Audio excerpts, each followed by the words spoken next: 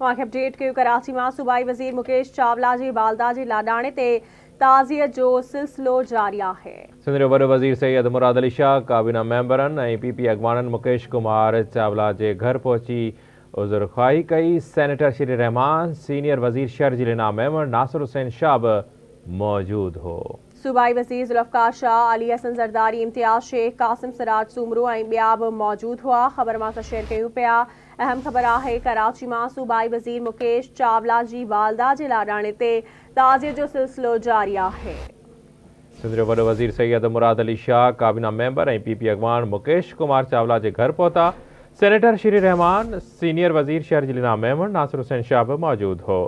सूबाई वज़ीर ज़ुल्फ़कार अली शाह, अली हसन ज़रदारी, इम्तियाज़ शेख, कासिम सिराज सूमरू ऐं ॿिया अॻवान पिणु मौजूद हुआ।